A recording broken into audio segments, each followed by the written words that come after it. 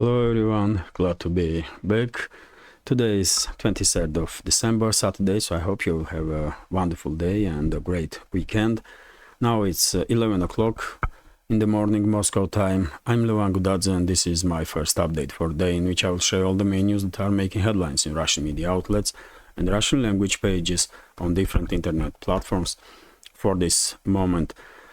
I will try to make additional update during the day, although I may not be able to do so today because later on I will participate in a program of a friend of our community, Canadian journalist, writer and geopolitical analyst Matthew Ehret on TNT radio. Matthew's program is connecting the dots. And well, I'm looking forward to this conversation. Hopefully audience of Met and TNT Radio will find it interesting. And of course, after the show, I will share links in my programs, in my next updates, and also on Telegram channel, so that whenever you will have time, you can check that conversation also. Hopefully you will find it interesting too. Well, that's been said, let me say a few words about my channel on Rumble. Also, as you know, I made decision to concentrate on development of Rumble channel for next year, and well, I will be immensely grateful if you will consider to join our community on Rumble. If you are watching this update on YouTube, you can see link under this video in description box or in the pinned comment.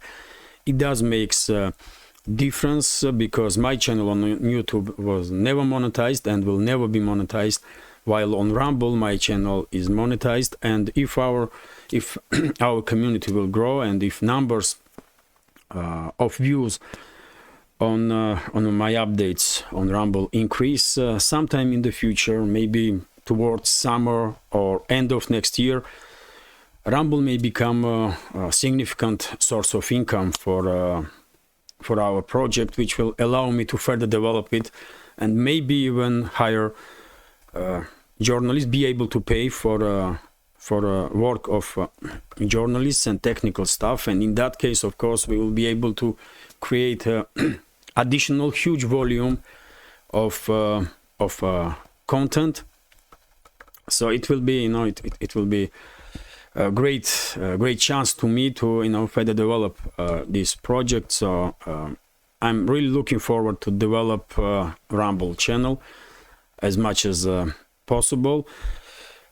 So please consider to join our Rumble community, and whenever you have a opportunity, watch or listen to my updates on Rumble. Exactly because channel is monetized there. And well, that's been said. Let's talk about news now. And first of all, short summary of the situation on Ukrainian battlefield.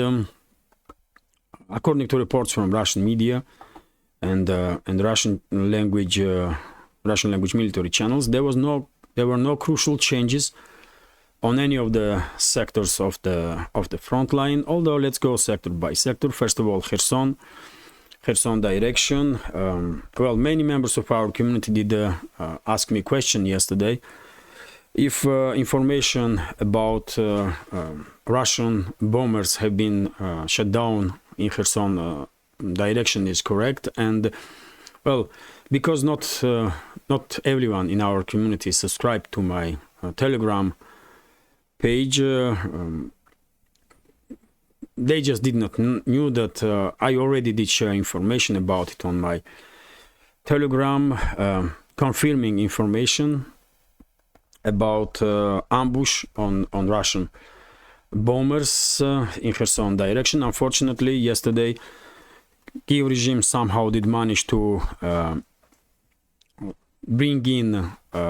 deploy in Kherson direction air defense system, most likely Patriot, and several Russian Su-34 frontline bombers were ambushed in this area, and at least 2 and possibly possibly 3 Russian Su-34s were shot down. Unfortunate, tragic development, but this is high intensity conflict between Russia and ruling class of the West, who uses Ukraine as its proxy. And we all know that Kyiv regime already received weapons, different type of weapon systems for tens of billions of dollars, hundreds of billions at this point. And unfortunately, things like that may happen. This is high intensity military conflict. And when it comes to Telegram, that's why I'm saying that Telegram channel is a useful addition to our project, because in between the main updates, I do share information on my Telegram. And yesterday I did share posts on about this Su-34 planes twice, and the second one I did share a report from Ribor, a think tank, biggest Russian military channel on Telegram. And let me read several sentences from his report. So Russian Su-34s were ambushed in Chaplinka area, according to Ribor, Kherson region, Kherson direction. According to available information, one crew of the plane has been rescued, but the fate of others are still unknown. And if you pay attention to wordings, it will become clear that several planes were shot down, because one Su-34 has two crew of one Su-34 has two members, and if crew of one plane was saved, rescued, and the fate of others are unknown, others means at least one or two planes. So most likely 3 Russian Su-34s were lost yesterday in Kherson direction. Unfortunately, yesterday evening, Russian armed forces conducted heavy strikes, drone and missile strikes in Kherson, Nikolaev, and Odessa regions on military and logistical infrastructure of Kyiv regime. And I would not be surprised if today we will receive information that this battery of air defense system that were firing at Russian planes were destroyed. Let's wait what information will be shared to public by Russian Defense Ministry on this incident, on this development around Su-34s, and about yesterday's Russian strikes in southern regions on line of contact. Well, when it comes to situation on the left bank of the Dnieper river, several military channels began reporting that Ukrainian forces are withdrawing now from Krinky area, as it was expected, although without official statements, it's hard to tell if this information is correct. Most likely it is, because after almost 3 months of these attempts to achieve progress on left bank of the Dnieper river, Kyiv regime probably did realize finally that they were in a trap from very beginning, and they will have no chance to achieve anything. They just sacrifice for this media military campaign of Zelensky's regime about 2 brigades of Ukrainian army. Another 2 brigades were neutralized for political decision of Zelensky. And I would not be surprised if before end of next week Krinky will become under full Russian control. And after that, of course, Russian side will shift attention towards Oleshki area, where right next to destroyed Antonovsky and railway bridges, Kyiv regime still has a small foothold. But overall situation is under full Russian control, and nothing is happening that can influence this sector of the front in immediate future. When it comes to Zaporizhzhia sector of the front line, well, this sector is usually most quiet if you compare it with the other sectors.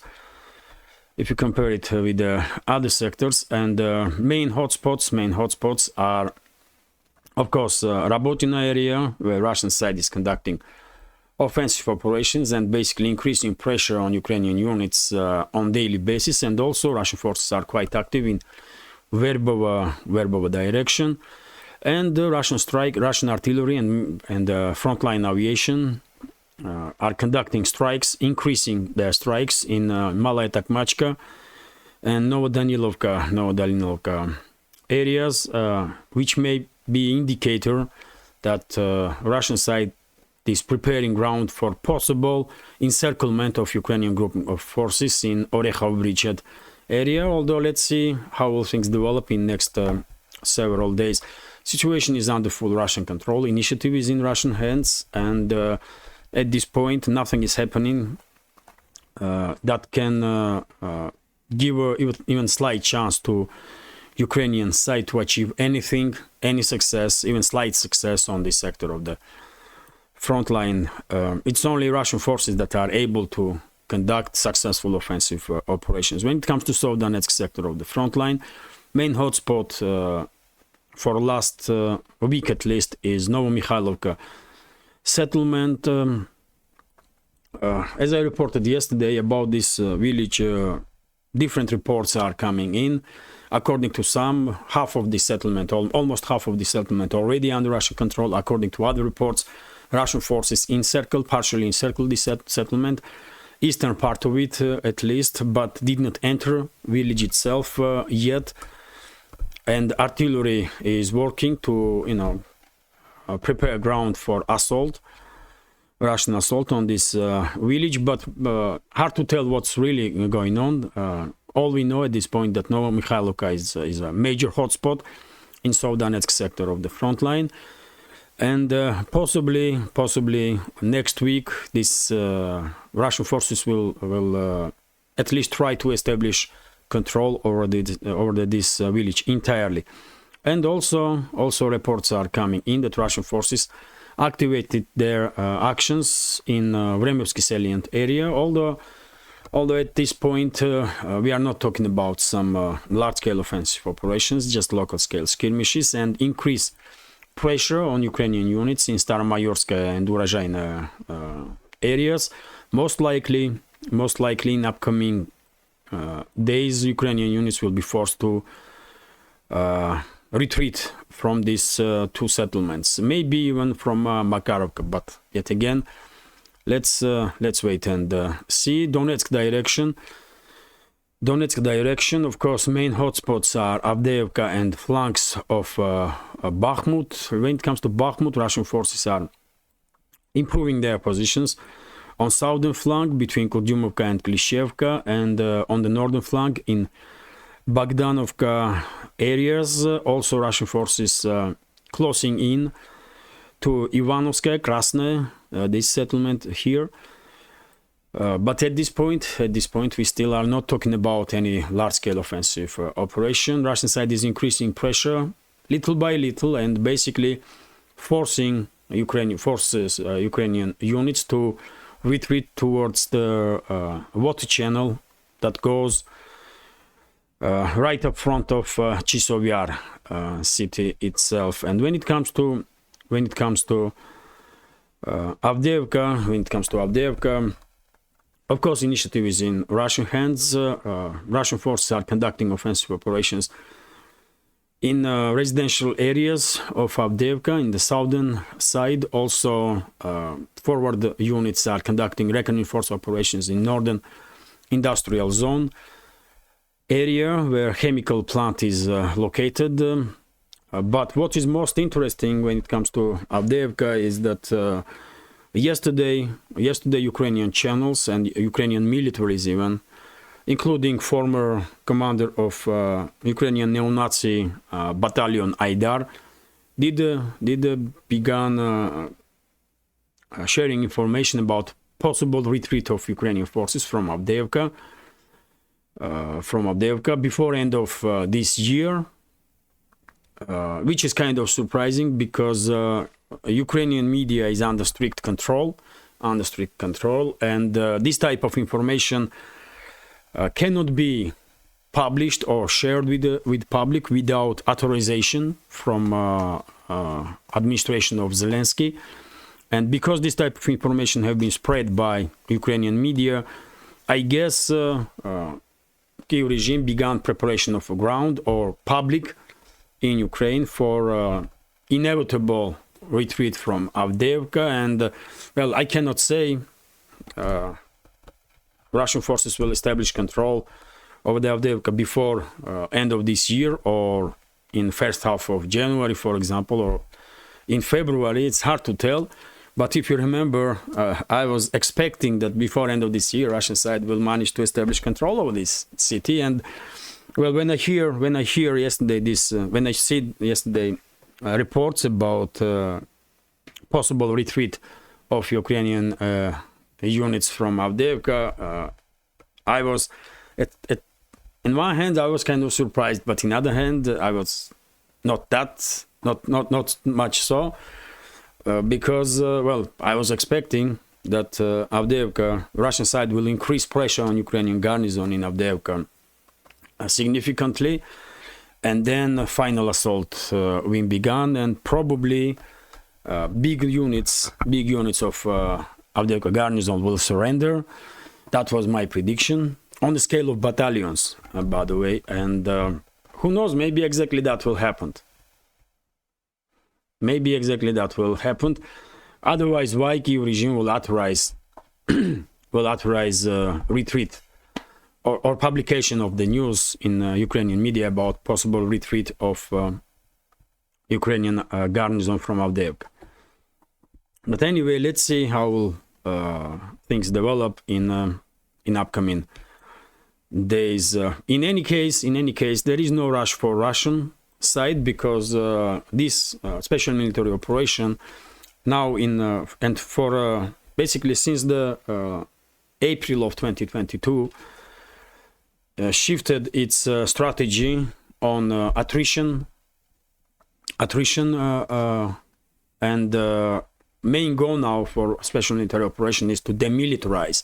First of all, demilitarize enemy forces, demilitarize Kyiv regime. And there is no need to gain territories for that. Active defense strategy allows Russia to demilitarize Ukrainian units on a line of contact constantly on daily basis, and that's why it's about demilitarization. It's not about gaining the ground for now. And once Ukrainian armed forces will significantly lose their battle capabilities and began to collapse, then this strategy of attrition will probably shift towards large-scale offensive operations to establish control over the additional territories, to liberate additional areas of historical Russian land, let's say this way, from Kharkiv to Odessa, at least from Kharkiv to Odessa. And well, when it comes to northern sectors of the front line, in Seversk direction, Russian side is some dust particle I did see. So in Seversk direction, Russian forces are increasing pressure on Ukrainian side also, especially on the northern side. On the northern side, in direction of Zarechnoye, Yampolovka, Terny, and some military channels began reporting that most likely in upcoming days, possibly or weeks, Ukrainian units will be forced to go back to right bank of the Zheribets river, and in that case, if you take in account that Russian forces are quite active from southern flank of Seversk also, probably this city, Seversk, and also Yampol will become next hotspots on on this direction, on Krasny Liman direction, possibly somewhere in the middle of January or towards the end of January. And when it comes to Kupiansk sector of the front line, no significant changes. The main hotspot is still Sinkovka settlement.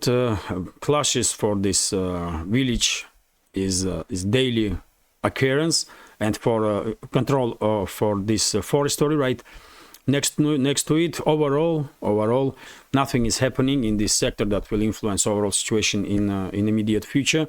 Kupiansk direction and the Zaporizhzhia sector of the front line are most quiet sectors on the line of contact for quite a while now, more than a month, I will say, and it may stay this way until Russian side will decide to encircle Ukrainian group of forces in Orechov bridgehead in Zaporizhzhia sector, and until Russian forces will begin large-scale offensive operations in the northern sectors. And this is it when it comes to short summary of the situation on Ukrainian battlefield.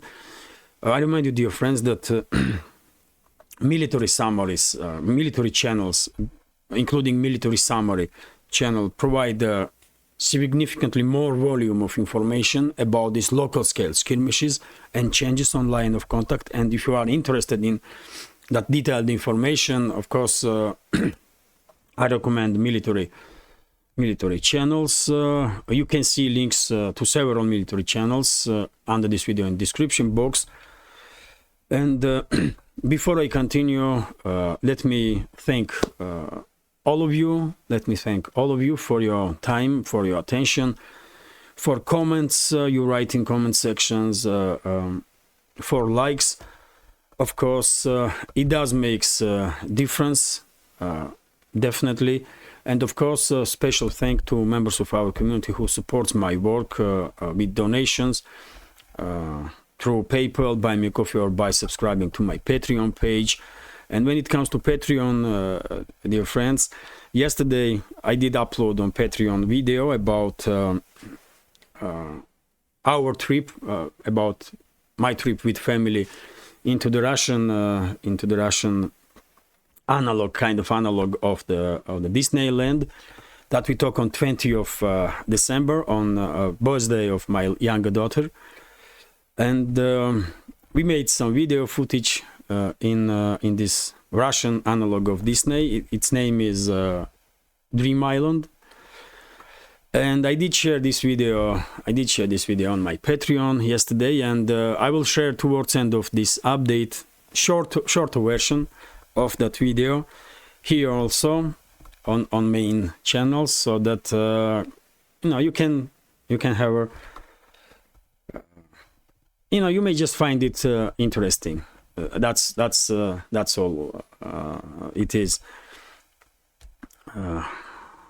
After all, if you listen to Western media, Russian economy is in tatters, and everything is destroyed and in ruins and so on.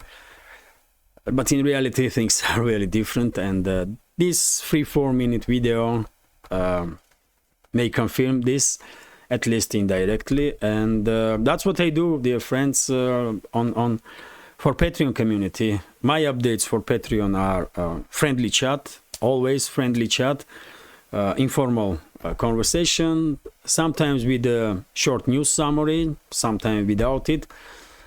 But I do try to make something original, exclusive, always for Patreon. And if you can, please join our Patreon community. Also, it will be great support for me personally and for this project, of course. That's been said, let's talk about some other news now. And let's begin from this one. RT and many other media outlets in Russia, and I guess worldwide, they reported that Netherlands are beginning to deliver promised F-16 fighter jets to Kyiv regime. At least that's information that we are receiving.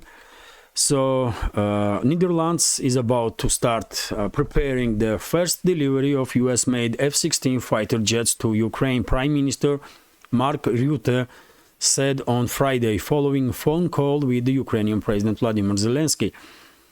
Writes RT, the EU nation is one of Kyiv's backers that pledged to provide it with the warplanes over the next few years, alongside with Denmark, Norway and Belgium. Zelensky claimed in August that Netherlands and Belgium together pledged 42 jets to his country, although a joint statement by the two nations does not mention any specific numbers. On Friday, Rutte said in a post on X, formerly Twitter, that the initial delivery would include 18 aircraft. The Prime Minister also said earlier that his nation's entire F-16 fleet consisted of 42 planes, and that Amsterdam would need to keep some for its own training purposes. Well, this is a big development, of course, big development. And if you remember, about 2 months ago, a biggest Russian military channel and think tank, Riber, did reported that, according to information of this think tank, at least 5 F-16s were delivered to Kyiv regime in parts, in the disassembled state. And for now, these planes probably are reassembled somewhere in Ukraine and are operational. That's a possibility, especially if we take in account that whenever NATO member states are announcing deliveries of any new type of weapons to Kyiv regime, usually those weapons already are in Ukraine, already are in hands of Zelensky and his associates, and that's why I think at least some of these F-16s already are in Ukraine. For this moment, I did not see on Russian media response of Russian high-ranking officials on this development. Of course, this is next level of escalation with Russia from NATO, 100%, and response from Russian side will be, at least on the level of statements, quite harsh. And who knows, I would not be surprised, I definitely would not be surprised if Russia will cut diplomatic ties with the Netherlands if information will be confirmed.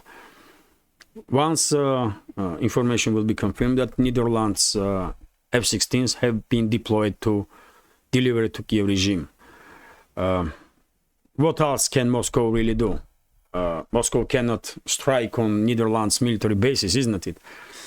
So maybe Russia's response will be cut of diplomatic ties with Netherlands or significant downgrade of diplomatic relationships.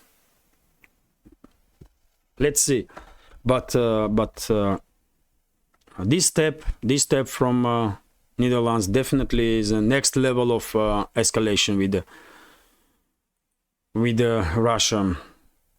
Also, RT is reporting that Ukrainian officials privately admitting that they are losing, according to Bild's editor.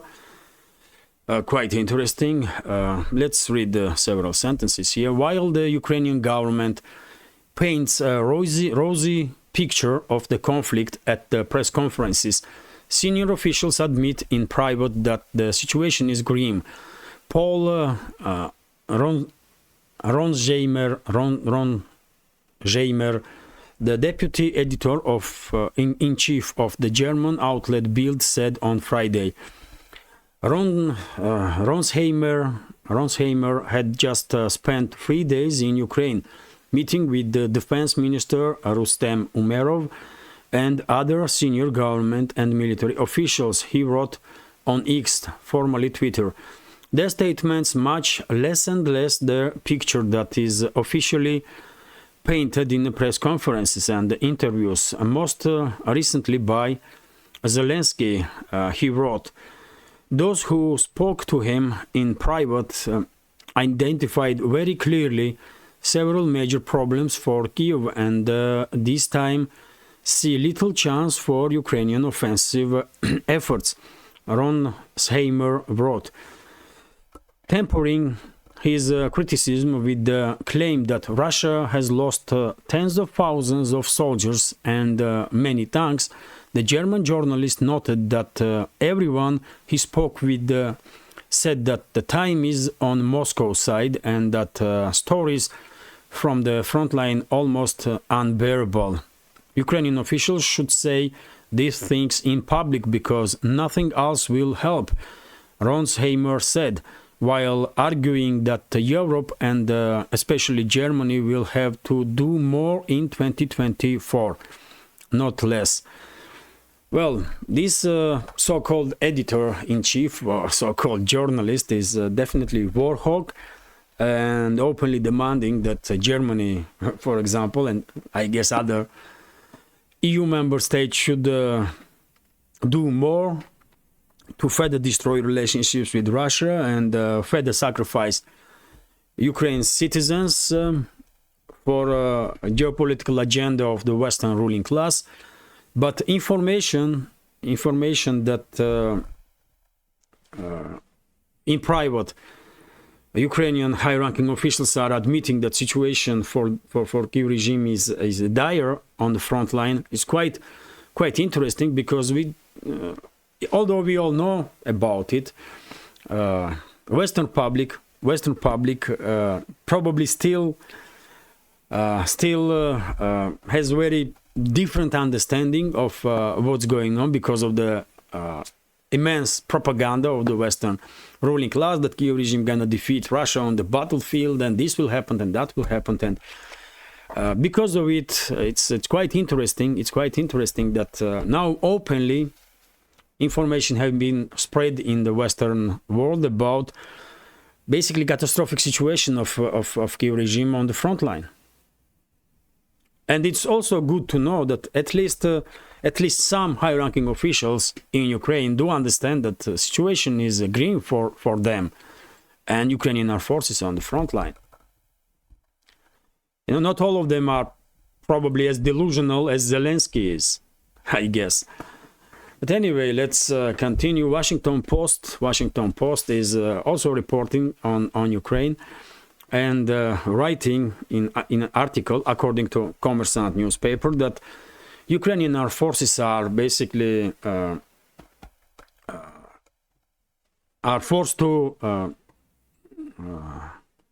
Ukrainian armed forces basically are unable to conduct planned offensive operations, local scale, I guess, because of heavy lack of munition, especially for artillery systems. Well, according to Washington Post, in several areas, for example, one mortar may have just 5-7 shells, and that's it.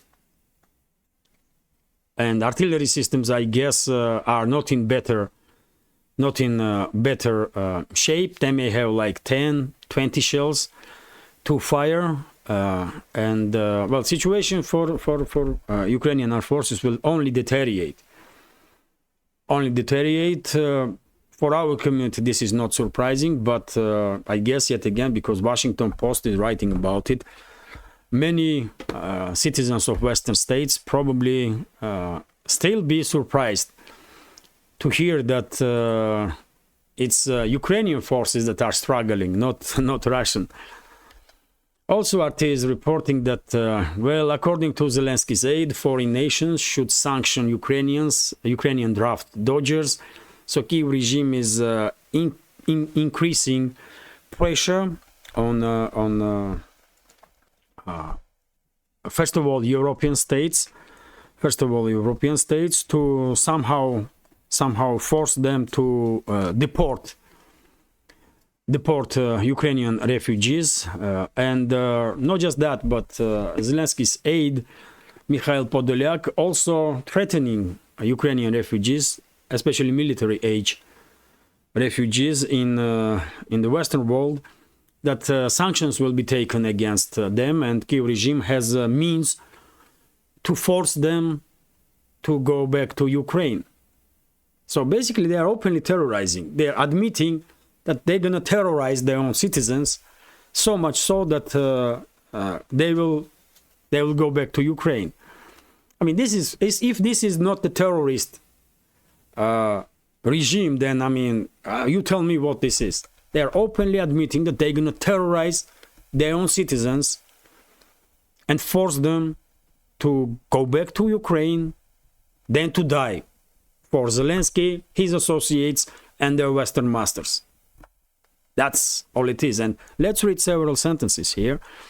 So according to this mass murderer and criminal and animal, basically, Mikhail Podolyak, men who fled abroad from Ukraine should have their residence permits revoked if they await service at the home.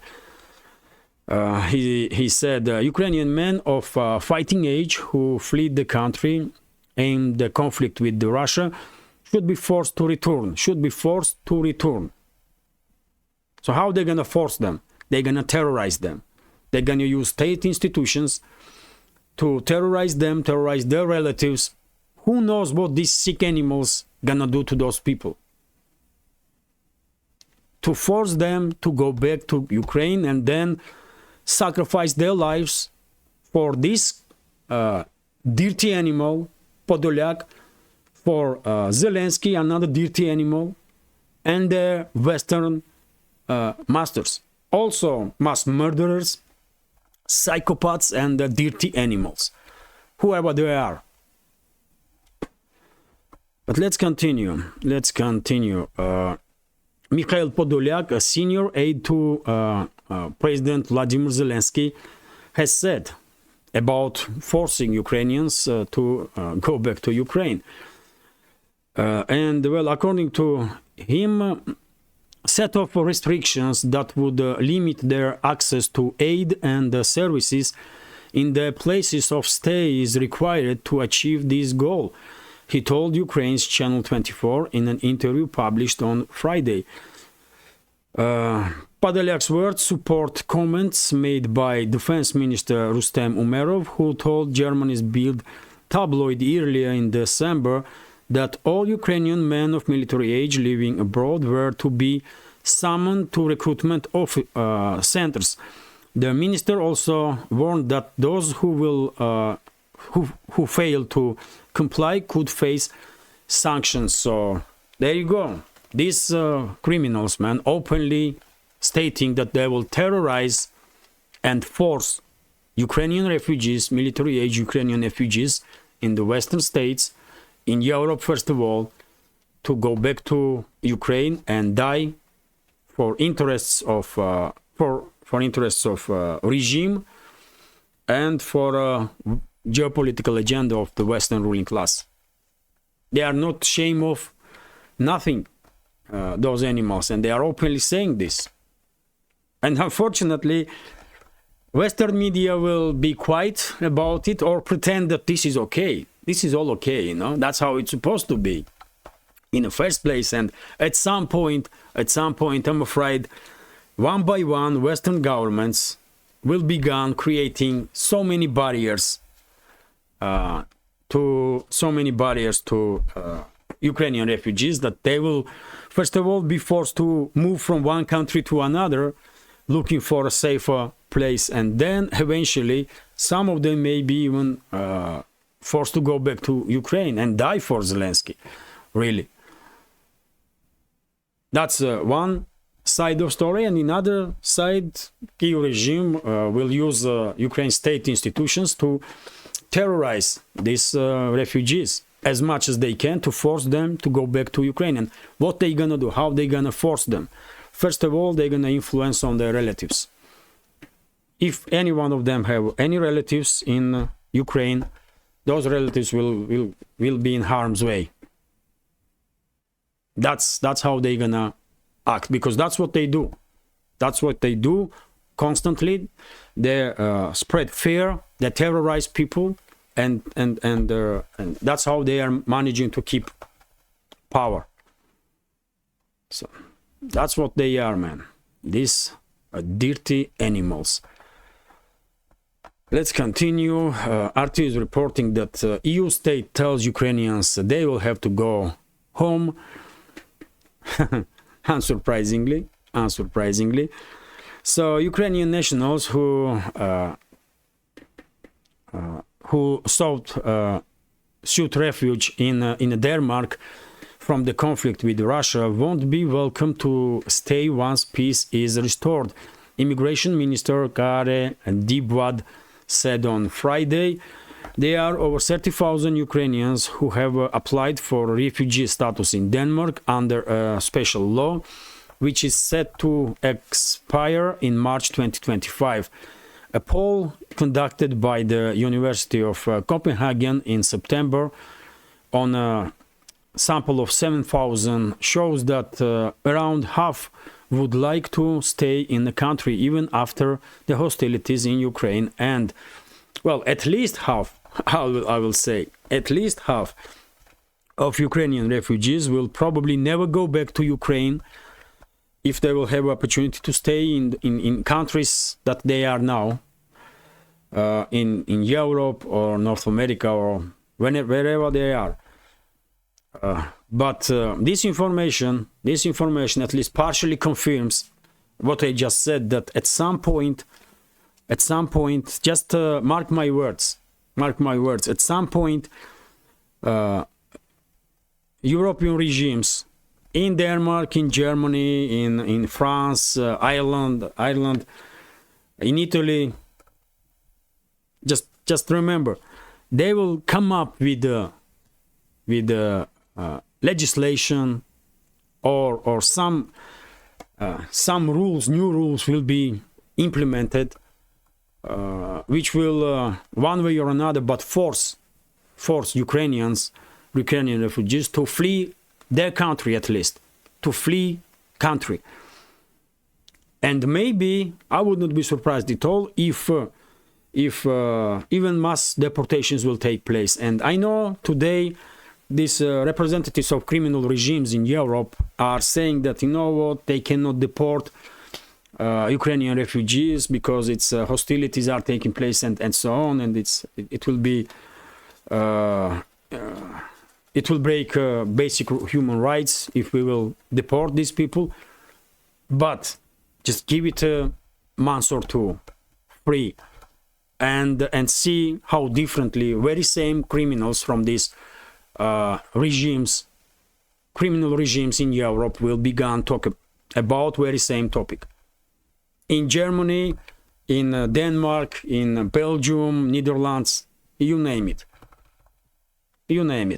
Because if ruling class, if true rulers of the Western world will make decision that Ukrainian refugees have to go back to Ukraine, then these puppets in governments of these EU member states, they will act as they are told. They will create additional legislation. They will create some windows to basically legalize deportations of Ukrainians from their countries. That's what's gonna happen. And if Ukrainian refugees think they are safe in Europe or in the Western states, they are so mistaken, man. They are so mistaken. Wow. But they will learn it hard way. Just give it a couple of months, and they will learn this in a hard way. And also interesting news, RT is reporting that Ukrainian TV host flees to EU. Alexei Peshi has claimed he will be better off fighting for Ukrainian cause from abroad. Yeah, of course. Even, you know, when rats are beginning to run away, then sheep is definitely thinking, isn't it? And this sheep, under the name of Ukraine, this so-called state, is definitely thinking. It will sunk. Just give it a, and will be erased from political map. Just give it a time, and those rats know it, and they are already running away. So this Alexei Peshi is no exception. You know, just a rat. nothing more. RIA Novosti reports that well, according to source of this news agency in Russian Foreign Ministry, let me translate this. OBSE, I'm forgetting how this organization is in short.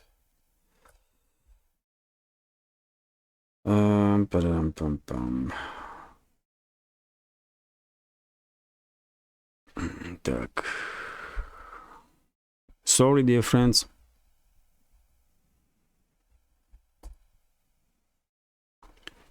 Sorry about that. I should translate this earlier. OSCE, yes, that's it.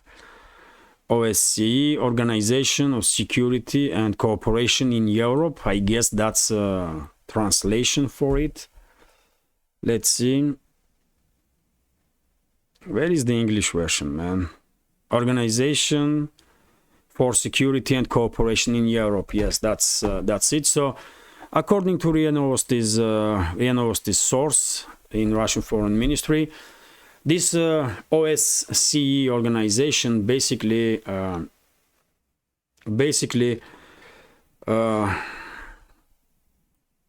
have to translate this one also. I'm a little tired, man. Sorry about that.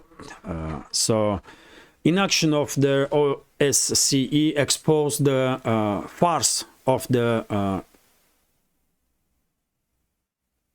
production of in Bucha. If you remember, several months ago, there was a huge media story created by Zelensky's regime with the active support of Western so-called media, and Russia was blamed on some war crimes in Bucha.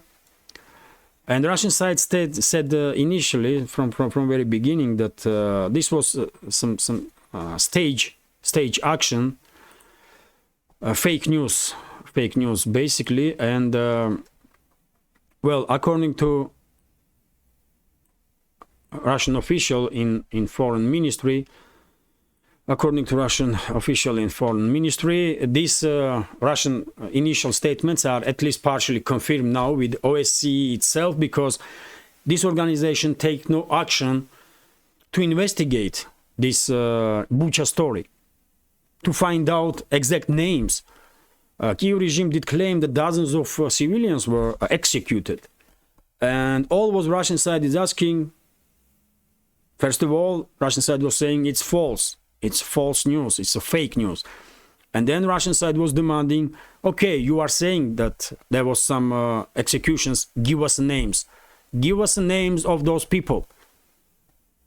It's not extremely difficult demand, isn't it, or task to do? Just name the names. And OSCE should conduct investigation. But they didn't.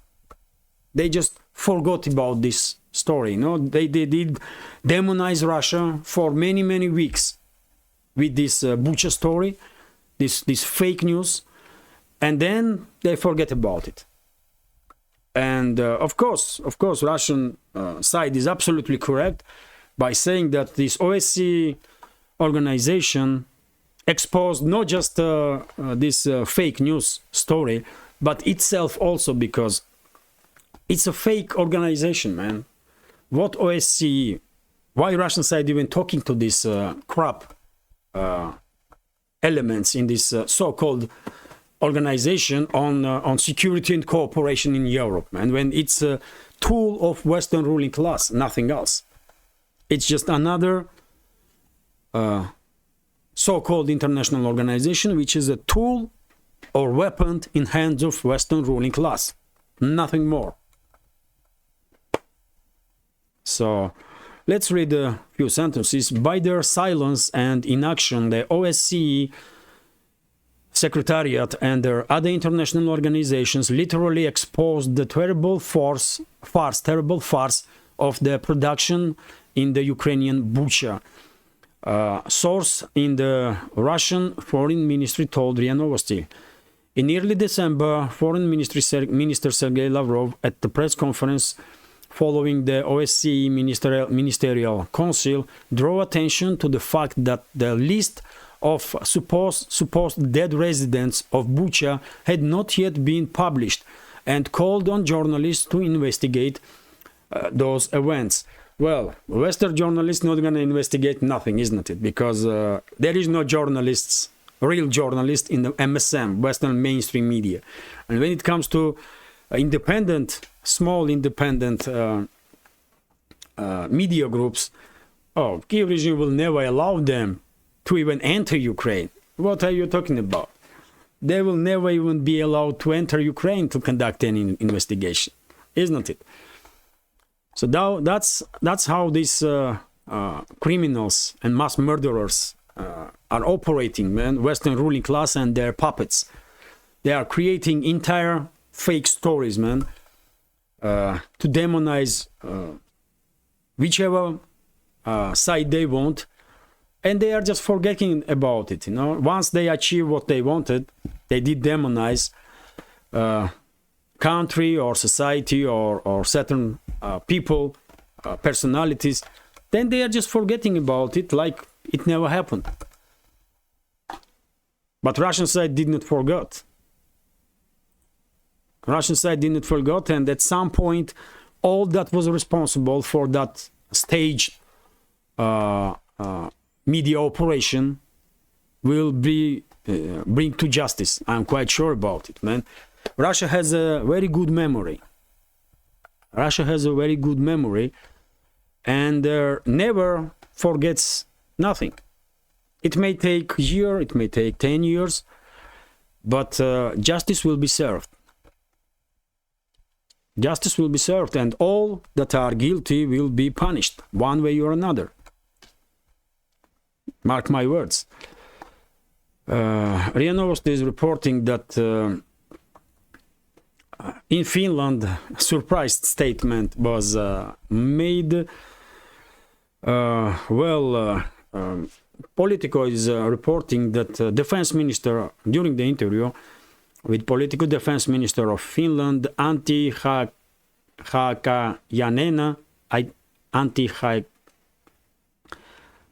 Haikanen, that's how you pronounce a name. So, defense minister of Finland did said that Russia has significant resources to continue the special military operation for years to come, while Western states, while Western states and Western ruling class basically are underestimating Kyiv regime's resources and Kyiv regime's opportunities to achieve anything at all on the front line.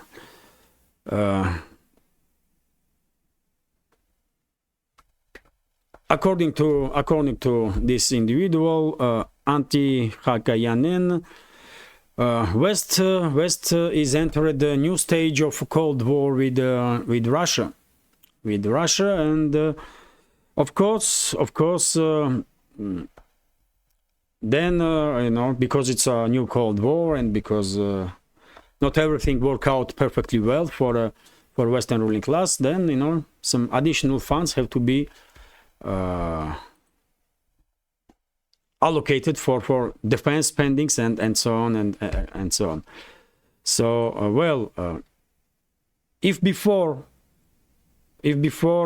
military industrial complex was using their puppets to push narrative that Kyiv regime will win on the battlefield, and therefore we have to give them weapons, and to do so money have to be allocated for military industrial complex, of course, how else. Now, because everybody sees that Kyiv regime will win nothing and will cease to exist in fairly short time, now they are pushing another narrative, and this is prime example what Finnish defense minister is saying, that Russia has huge potential to continue this confrontation for years to come, and it's a new Cold War now between West and Russia, and therefore forget about Ukraine, man. Now it's a Cold War, so we have to spend additional billions and billions on military industrial complex because of it, because it's Cold War, so we have to be ready for whatever. So that's a new narrative, that Russia is a ever more powerful than ever, and we need additional funds now to somehow be ready for any possible development. That's a new narrative that little by little, step by step, but Western military industrial complex will push on society and the so-called governments in the Western states. TASS news agency is reporting that Guterres, head of UN, did make statement that in previous 75 days in Gaza, since the beginning of escalation between Israel and Palestine, 136 employees of UN have been killed. Well, Gaza Strip is a deadly place for everybody. First of all, for civilians, of course, and for journalists and representatives of international organizations also. It's a kill zone. Gaza Strip is a kill zone. That's what Netanyahu's government did, and IDF. RT is reporting, and Hamas together. They did destroy Gaza Strip. Hamas initiated this, and then Netanyahu's government responded with total destruction of not Hamas, but livelihood of residents of Gaza Strip. More than 2 million residents, civilians in Gaza Strip. And unfortunately, all the indicators are that Netanyahu's government will not stop, and eventually they will force residents of Gaza Strip out of this region. That's what's going to happen, unfortunately, as I did predicted from very first day of escalation. RT is reporting that billions in cargo diverted aimed Red Sea disruption. CNBC is reporting shipping companies have redirected about 35 billion worth of cargo away from the Red Sea, and the risk of attacks from Houthi militants in Yemen. CNBC reported this week. According to a report, there are currently 57 container vessels sailing the long way around the southern tip of Africa instead of passing through Red Sea and the Suez Channel. That number will increase as more will take this routing. Paolo Montore, Senior Vice President and the Global Head of Trade Sea Logistics at Cune plus Nagel, told CNBC the total container capacity of the vessels is 700,000 20-foot equivalent units, he said. According to senior consultant for MDC Transmodal Antonella Teodoro, the approximate value of those containers is 50,000, which adds up to 35 billion in total. Well, this is just the beginning. This is just the beginning. If situation will not improve and Red Sea will stay a dangerous zone for shipping, then all the ships eventually probably will be forced to sail around Africa to deliver goods in between East and West. And it will eventually, it may even cause a significant hike in inflation worldwide. because it's one of the major shipping routes, isn't it? Suez Channel and the Red Sea. So no surprises. This information only confirms how serious situation really is. And let's continue. RIA Novosti is reporting that Biden did sign new budget for defense ministry of US. New Pentagon's budget will be $880 billion.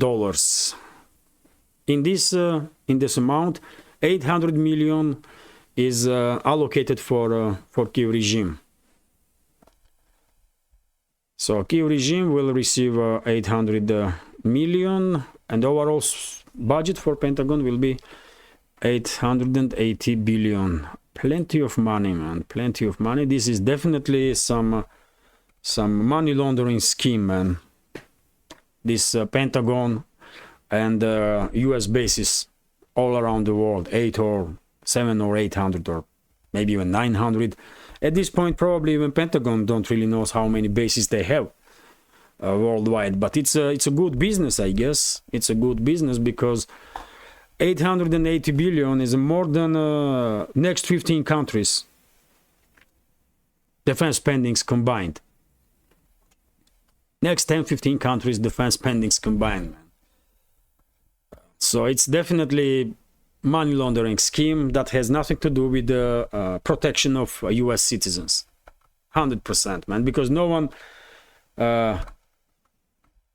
one even declares that they are going to harm US or attack US or you know. Just take a look at geography, man, and it will be obvious that for self-protection, US will do well enough with maximum 500,000 military personnel and coastal protection flotilla, and that's it really, and no bases needed anywhere really for self-protection. But of course, US are run by not so-called presidents and officials, but some groups of interests, and they use US as their wish, as their tool, really. Sometimes political tool, sometimes military tool. And we did see exactly this just a few days ago when Lloyd Austin announced that some coalition have been created to protect shipping in Red Sea and so on. What coalition, man? What you are talking about? Go look after yourself and your country. But no, US yet again have been used as in this case military tool, as a baseball bat to fight, for interests of yet again these powerful groups that are true rulers of the US and the Western world. But anyway, let's continue. RIA Novosti is reporting that Seymour Hersh, award-winning US journalist, stated that work on planning of destruction, planning of attacks on Nord Stream pipelines began way earlier than a special military operation, which is quite interesting, isn't it? Which is quite interesting. And according to Hersh, Washington was planning to destroy Nord Stream pipelines because they were thinking that Germany is weakest link in anti-Russian coalition, and to force Germany to obey orders in a proper way. They were planning to destroy these pipelines, and then basically force Germany to buy LNG from US, so that Germany will become more dependent on US and will listen more. And well, Washington did achieve its goals, isn't it? Look at the Scholz and Baerbock, man. Look at the Scholz and his government. They are not just shame of humanity, but they are openly basically acting as a dirty puppets of Washington. Dirty, cheap puppets of Washington, really. That's what those creatures are, really. Scholz, Baerbock, Merbock, and the rest of the animals, man, that are running and ruining Germany. And please don't ask me to be more respectful towards those animals, man. I do not respect those creatures. They are enemies of Russia, and I have no respect for my enemies, man. No. They are enemies of Russia. They are enemies of their own countries, first of all. They are their own fellow citizens. But that's the problem of citizens of Germany, for example, in this case. But they are also my enemies and enemies of my country. And I will have no respect for such creatures, 100%. If they were decent people, okay, I can have an enemy, but if my enemy is at least has some principles, okay, I can respect that. But what principles these animals have? What? Scholz, Macron, this Sunak, another one in Ireland there, or Biden, man. How can anybody have any respect for those dirty fucking creatures, man? Or forces that are behind them. Those forces, those groups are true enemies of humanity, man. That's all it is. So, yeah, sorry for emotions, but I find it truly difficult to talk about this ruling Western class in a respectful manner, man, because you cannot respect those mass murderers and criminals, man. Since when it's okay to respect criminals, man, and mass murderers? It's not okay, and that's what they are. Terrorists, mass murderers, criminals. And you cannot have any respect for such a degenerate creatures. That's it. Anyway, let's continue. TASS news agency is reporting that Switzerland did join EU's 12th package of sanctions against Russia. Okay, Switzerland. You know, leadership of Switzerland are destroying last remnants of reputation that Switzerland had as a somewhat neutral state. I don't think anybody cares about what Switzerland will sanction or not, really. But society in Switzerland should begin thinking about consequences of actions of their government, because they may not feel now any consequences at all. But give it to 10, 15, 20 years and things gonna change dramatically. And many may not even then realize that these things become so bad because of the decisions, actions of the government 10, 15, 20 years ago. But there is always connection, you know. Let's continue, and RT is reporting that US threatens to cut off international banks over Russia ties. Okay.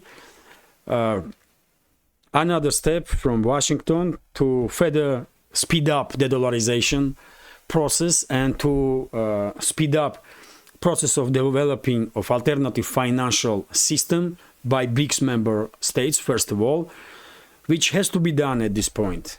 It definitely has to be done. World has to get rid of Western financial system. It's objective necessity. World needs this because it's so clear, man. It's so clear that dollar and the euro and financial institutions of the West have been used as a weapon against rest of the world.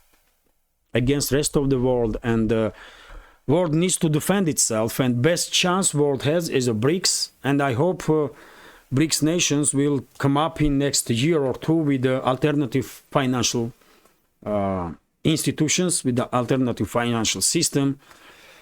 At least will begun demonstrating some concrete steps in this direction, because this cannot continue for long, man. Who gives a, I mean, who the hell is let's say Treasury Secretary of US or Finance Minister of US to sanction banks in other countries for their ties with Russian companies, man? How crazy is that? But because they are dollars still have been used in transactions, and because Western financial systems have been used for transactions, they can threaten companies worldwide. That's what they do, you know. And this has to end. It's not normal. It's not okay. And well, I hope Moscow, Beijing, Brazil, New Delhi, and leadership of South Africa are working on this topic to create alternative financial system. It's obviously necessary at this point, man. It's just necessary. And then let US leadership and EU leadership play these games between each other, man. When the rest of the world will just, you know, relax and enjoy movie. Then let them threat each other, because they would not be able to threat rest of the world, to, you know, to endanger rest of the world. Anyway, let's continue. RT is reporting that Macron admits that EU's Russia sanctions have failed. Okay. We did knew it for forever now. But Macron only now beginning to realize that something went wrong with their anti-Russian sanctions and Russophobia. Also, RT is reporting that Russian oil imports by NATO state hit a historic high. In this particular case, we are talking about Turkey, and well, Turkey has become a largest importer of Russian energy in the Western Hemisphere after European countries halted most Russian oil and natural gas imports. Reuters reported this week. Despite being a NATO member, Turkey has chosen not to cut ties with Russia over the conflict in Ukraine, and has instead deepened economic cooperation and bilateral trade, according to calculations by Reuters, based on London Stock Exchange data, and traders estimates Turkish companies have saved around 2 billion on energy bills in 2023 by boosting imports of discounted Russian oil and refined products. Ankara wants to buy more from its neighbor despite Western sanctions, the outlet wrote. That data reportedly shows that Russian Urals crude oil shipments to Turkey jumped to an all-time high of 400,000 barrels per day in November 2023, accounting for some 40% of Russia's overall seaborne oil exports last month. Supplies are expected to rise further in the coming months, Reuters said, citing trading sources. Turkey imports of Russian diesel, heating oil, jet and marine fuel also skyrocketed 200% in January-November 2023 to some 290,000 barrels per day. Traders say Ankara has been paying between $25 and $150 less for a ton, for 1 ton of Russian diesel this year compared to prices for similar grades in the Mediterranean. For crude, it reportedly had a discount of between $5 and $20 per barrel. Well, interesting news. Well, all the countries that are not that afraid of Western ruling class are using this opportunity to further deepen trade relationships with Russia, and of course Turkey is no exception. Turkey's economy is not in the best shape now, and of course it will be very helpful for them if they will have an opportunity to receive oil from Russia with some discount, $5, $10, $15 discount. It's still huge it will save still a huge amount of money, really, and it will have positive impact on decreasing inflation in Turkey, which is a big deal also. And yes, Reuters is correct. Ankara and Moscow, despite some differences and difficulties in relationships time to time, are managing to maintain high level of economical relationship, which is benefits both countries, so it's all good. Why not? And well, this news is gonna be final one for today. RIA Novosti is reporting that trade between India and Russia also did reach record heights, over $15 billion in 2023. To be more precise, trade between two countries reached 54.7 billion this year,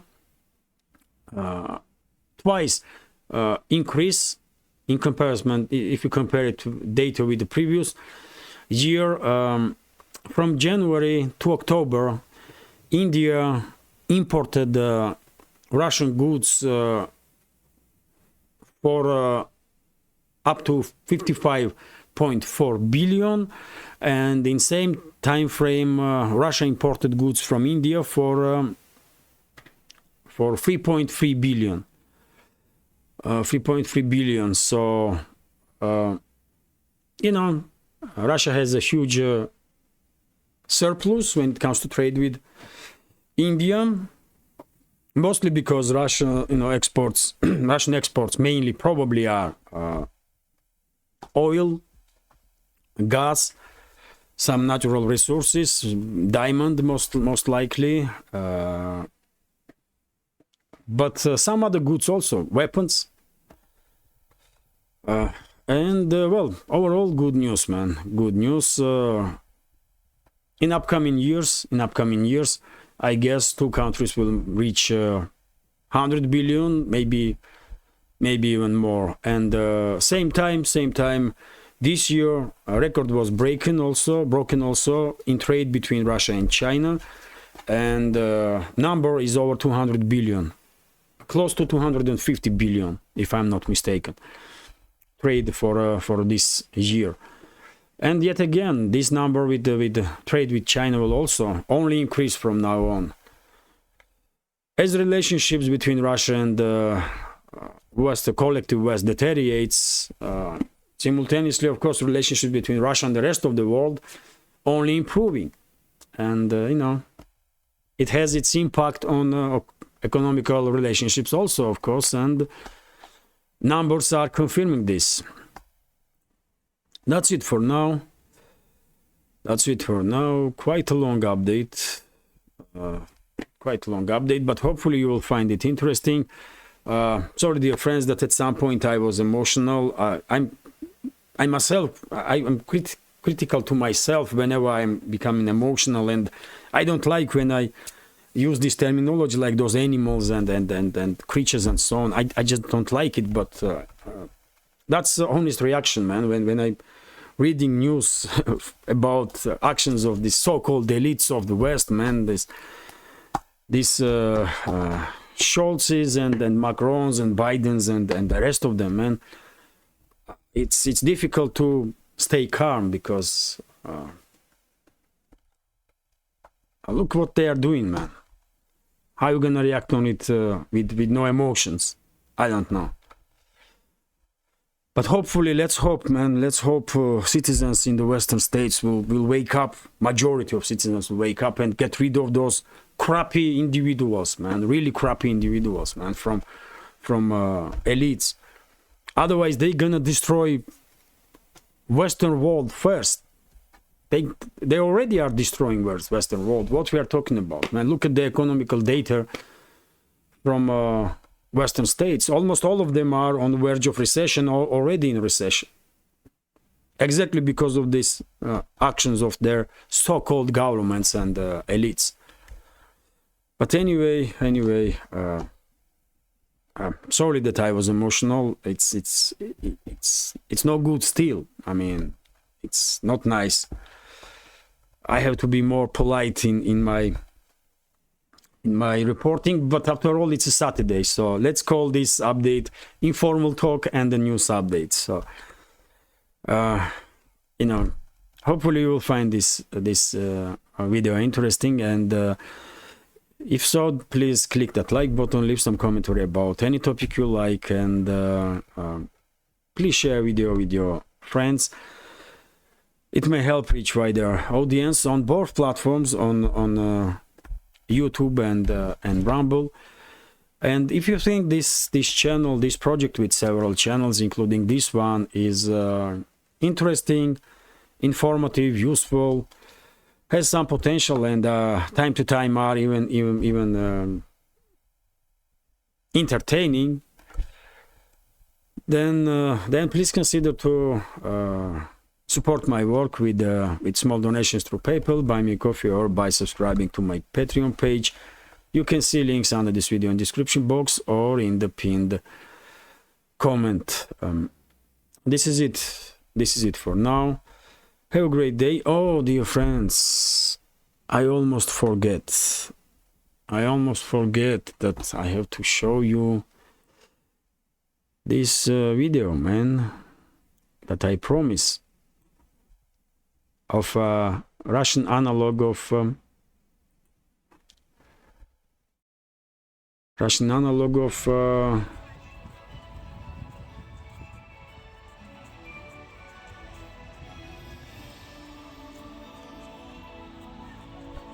Disneyland.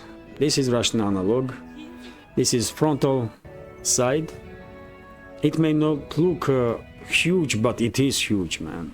It's an indoor amusement park, and it's like a city blocks inside, entire city blocks inside.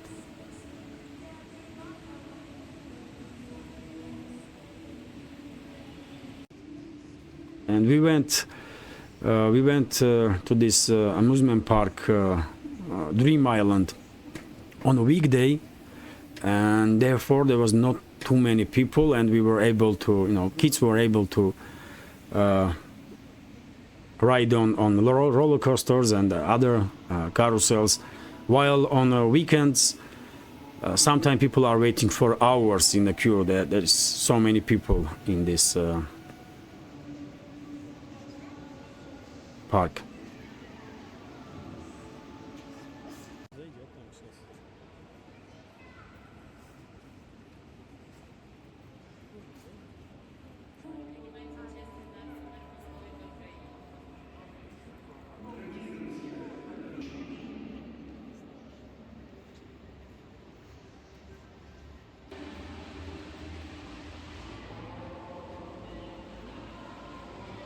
I did share a longer video on a Patreon, and I wanted to share with you just several minutes of here also, because it does looks nice, isn't it? And you can show this footage to everybody who says that Russian economy is in ruins and in tatters, and everything is destroyed, and nothing is working, and so on.